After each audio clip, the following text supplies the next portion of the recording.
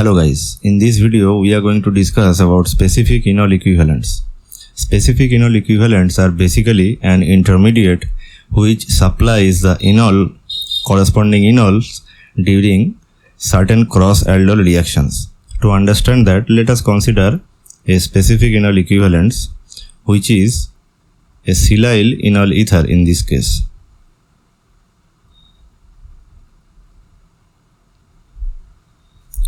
So this is silyl enol ether.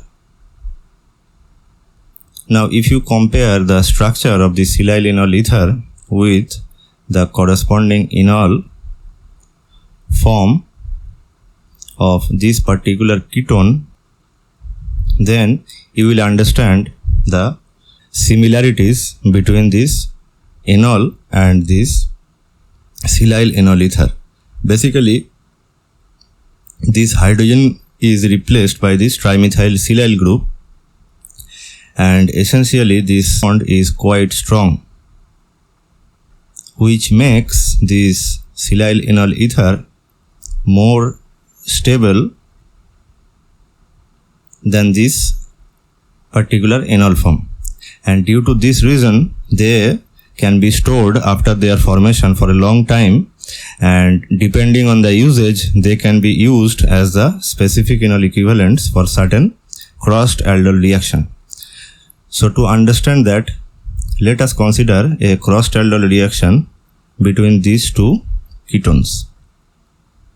This is one ketone and this is another ketone. These two ketones have to be different for crossed aldol reaction. So if we treat them with dilute sodium hydroxide solution, then we all know that 8 product molecule actually form after the reaction is complete. So 4 will be the aldol product and 4 will be the alpha beta unsaturated ketone, right? So 2 of this aldol product and 2 of this alpha beta unsaturated ketone will be generated as a result of the self condensation of these 2 individual ketones, and 2 aldol products and another 2 alpha beta unsaturated ketones will form as the product of crossed aldol reaction. So suppose you want to get this particular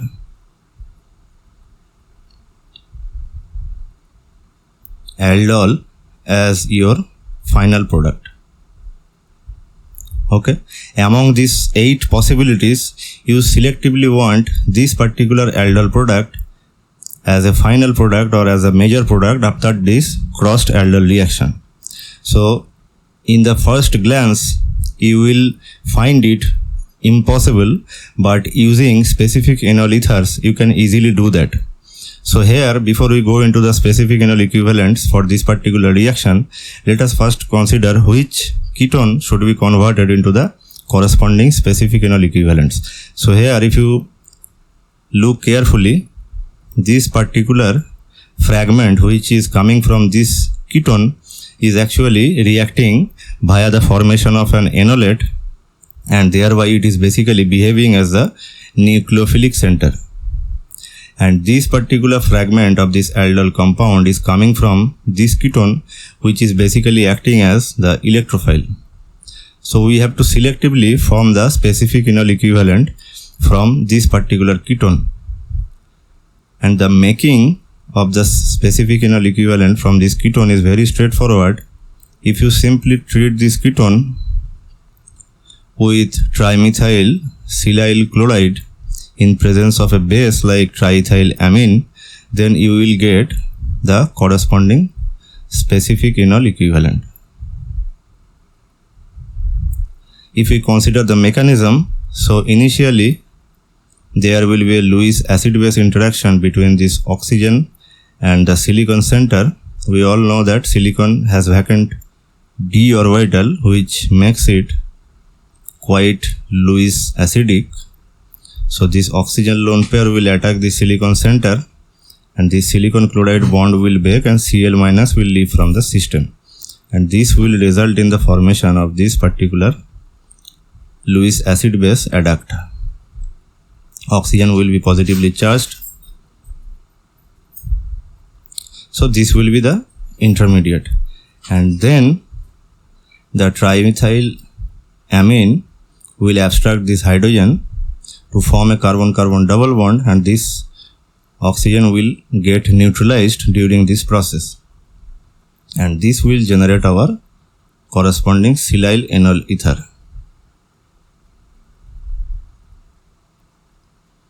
Right? So after the formation of the silyl enol ether, which is quite stable, we can store it for long-term usage, or we can immediately react with our second ketone. So if we react it with our second coupling partner,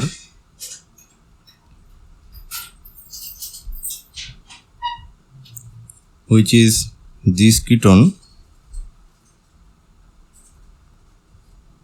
then we will get our desired product, which is nothing but this aldol molecule.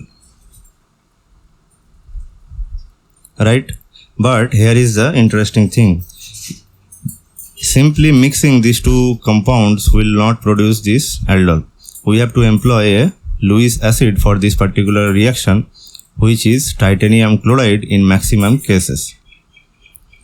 So now if we consider the mechanism for this particular reaction, then the first step will be the activation of this carbon-oxygen double bond by titanium chloride. So this is titanium chloride. So oxygen lone pair will attack this titanium center. One titanium chloride bond will break, which will eventually generate this intermediate in the reaction mixture. Right? So now this carbon-oxygen double bond is activated. So now what will happen? The silyl enol ether, which is present in the reaction medium, will show its nucleophilicity and it will attack this carbonyl center. The attack will be promoted by the Cl-, which is leaving from this titanium chloride. The Cl- will promote the breaking of this silicon-oxygen bond, and then this CH2 will attack this carbonyl center. And after that, you will eventually get this particular intermediate.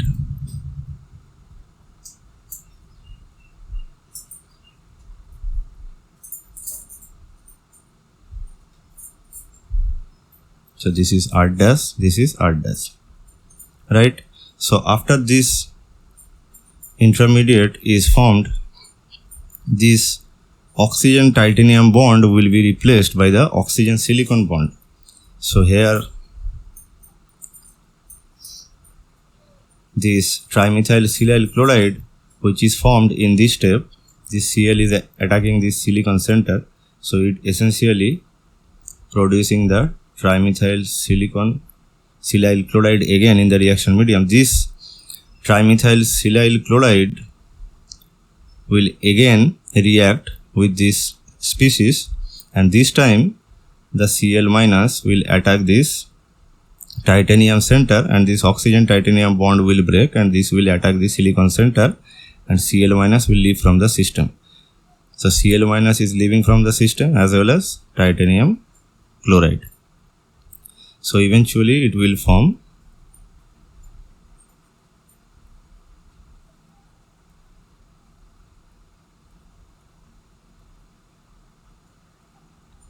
this compound.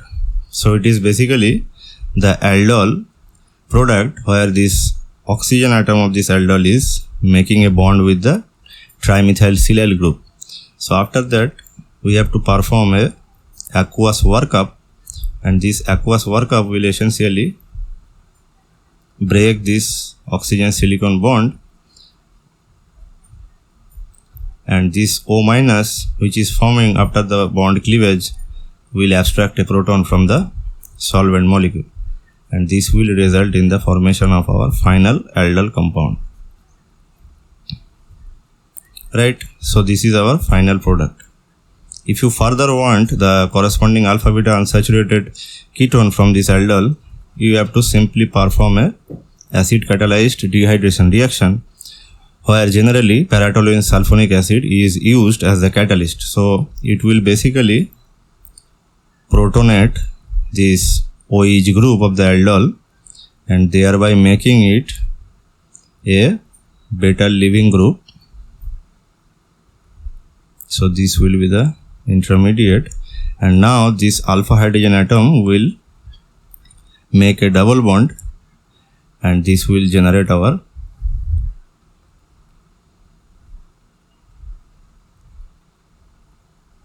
final alpha beta unsaturated ketone. Right, so this is the complete mechanism of crossed aldol reaction, where specific enol equivalents are used to get better yield or better selectivity. So this is it. If you like this video, then please subscribe to this channel. Thank you for watching this video. See you in the next video.